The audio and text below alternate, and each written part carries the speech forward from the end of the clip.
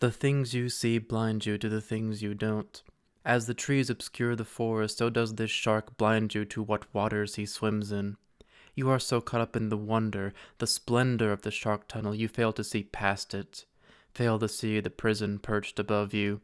You still think, as a child does, that to look up is an act of submission, or at least deference, of placing oneself beneath the one they look up to, like a child looking to the parent above. So when you look up to the shark above, you think you can look up at him with this same gaze. You think you can defer yourself to the shark in his world, to be more than a visitor or prisoner, but less than a resident or inhabitant. But, no matter what angle you gaze at the shark from, you can only ever look down at the shark, like a possessor to his pet.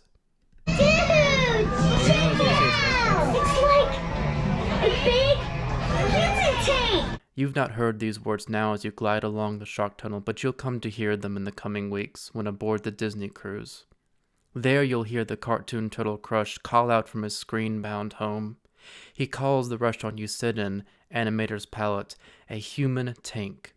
This is because you and he have swapped places, not that a turtle typically inhabits a fish tank, but that this marine animal is gazing in at you from the place where you are used to gazing in at him, the outside. You are confined, this restaurant being your tank, your human tank, and now you are gawked at from those outside.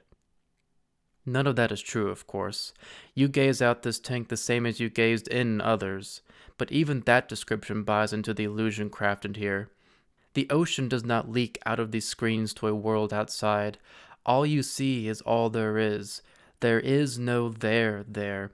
The ocean remains confined and consolidated to the borders of those box frames. The vastness of the ocean is reduced to a plethora of pixels that paint a false picture, a beautiful lie. The lie that there's life for these characters outside the screen.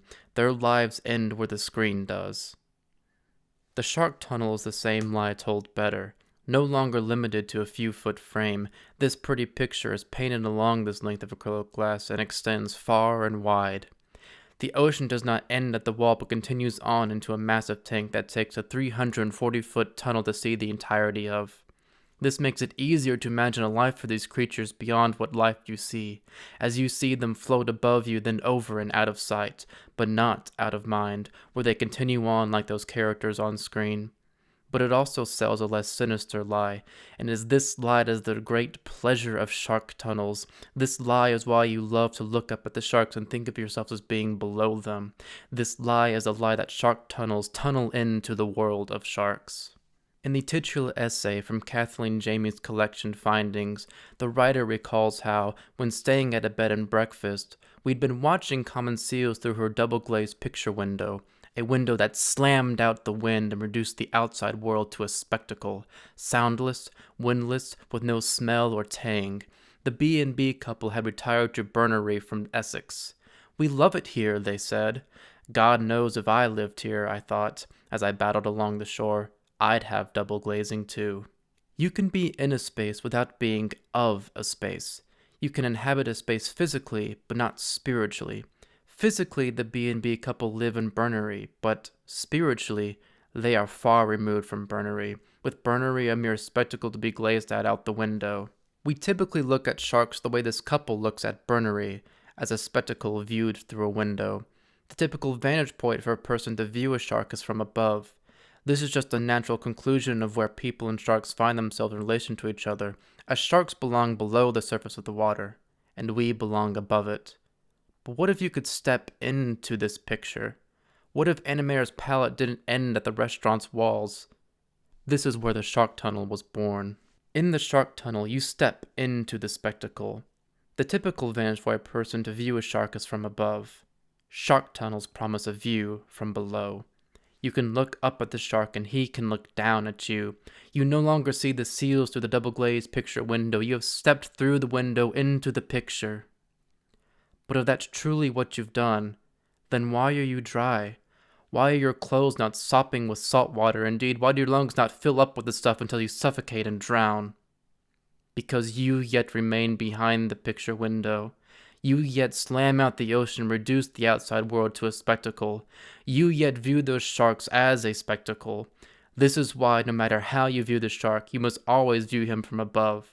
from remove, because you may be in Burnery physically, but you are not there spiritually.